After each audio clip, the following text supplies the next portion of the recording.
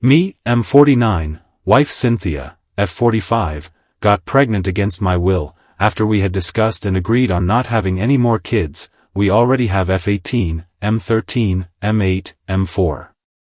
I was scheduled for a vasectomy. She claimed she was on the pill, but I was using condoms because I wanted to make sure nothing happened. I had my vasectomy, but she was pregnant a few weeks later. She was overjoyed and I wasn't. I didn't want to be an old dad. She claimed the pills didn't work. I never pushed for her getting surgery because I know it's harder for women, and she said injectable contraceptives hurt her health.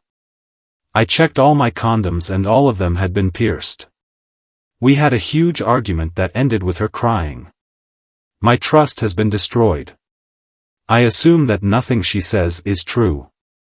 She also got fired when she was 3 months pregnant. I found it weird that she didn't fight it. Then she said she needed to stay home, which is exactly what I dreaded. She said morning sickness was too bad to go to work. For our entire 18 years of marriage, she has pushed to be a SOM. We can't afford it. She gave me the silent treatment for weeks after our second was born when I said she needed to find a job. I never heard the end of it, as she calls it, when I made her leave our baby and sent her to get a job, like I had ripped her away from our kid. I got suspicious, thinking that perhaps she had resigned and was lying. I know it's wrong, but I got into her phone. Long story short, she had a workplace affair and she and her AP both got canned. She slept with him during her training out of state and eventually scheduled every assignment out of town to cheat with him. He is in his late 50s, married. She also slept with my cousin's son, Nelson M29, and he's a drug addict. I saw and heard messages between them. He would come to my house when I was out. I have asked the neighbor and they confirmed. My neighbor said Nelson would show up sometimes 2 days in a row when I was out. I checked my schedule and it could have been when I went to Ohio for 3 weeks. I came home on weekends, but everything seemed normal. What's worse is that Nelson calls me uncle. I let him stay over a couple of times. She also used our own kids, our 2 youngest, as leverage, promising that he could see them if he didn't pressure her, and kept his mouth shut. So she obviously put him in some type of a step-daddy role. She told him the pregnancy was his baby. I hate him, but I think she manipulated him because he has zero relationship with his parents or his siblings, and he kept texting her about how she was like home to him. I lost it and woke her up. She tried to claim that she was SA by both men, then said she was pressured into it, because they threatened her. I confronted both men. I reached out to her ex-coworker via social media, but he blocked me after a couple of exchanged messages. Nelson did get belligerent, and it could have probably ended in a real fight if I had him in front of me. The paternity test came as negative. I moved out and got a lawyer. I refused to be at the hospital during childbirth. It was a stillborn. I was shocked. Even if it wasn't mine, it felt dark and strange. I offered my kids emotional support but didn't allow her to cry to me. I had to get a court order to get a DNA test on all our kids. They are mine. A few weeks ago, people on Facebook started asking questions and attempting to call me out for not posting anything about the baby. I think she might have told someone that I wasn't present at childbirth because a couple of people came at me.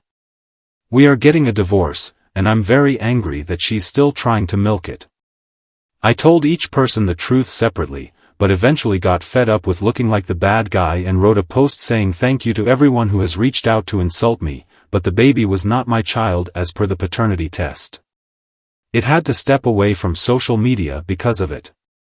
Her family called me, asking to take it down. They didn't know the full story but said this is not how things get solved. I'm not deleting it, despite being called out for shaming. While I worked my ass off for our family, she was texting her best friend and complaining about how I'm not the shadow of my former self, how I look old and let myself go. Her friend had an angry response, but they are not on speaking terms anymore. Cynthia claimed that her friend ghosted her and she doesn't know why. I'm suing for custody, since she repeatedly took my kids across the state so that Nelson could hang out with them and left them with her dad before I came home from work so that she could go, do work stuff, and have sex outside of our marriage. She had been begging me not to ever tell the kids about the paternity test, but they needed to know the truth before she twisted the narrative. My daughter won't speak to her and our second child wants to come live with me. I'm sick of crying sporadically because sometimes I'm driving and can't hold it in. I can't even watch P*RN because she and her APs come to mind. I had a family and despite everything, I was proud and happy and she took it away. I didn't know she saw me as less. She told her ex-best friend that she loved watching the executives in her job. At least her friend defended me, although we are not close. My lawyer says we should contact her as a character witness. I hate Cynthia and I told her during her pregnancy when she wanted to initiate sex. She's naturally overweight and I loved her as such, but I hated the knocked up by the AP version of her. I told her she looked like Jabba the Hutt. Her lawyer is pushing for family counseling. I would only agree to civil co-parenting but nothing oriented at couples reconciliation bullshit. She calls it a mistake, but to me, she bred via infidelity and created an entire human being and I will never forget that. Aita for refusing to take my post down. Aita for refusing to show compassion. All I want is to get out of her life and I feel like she's trying to keep me from moving on. Sorry if I don't make too much sense but my mind is still foggy.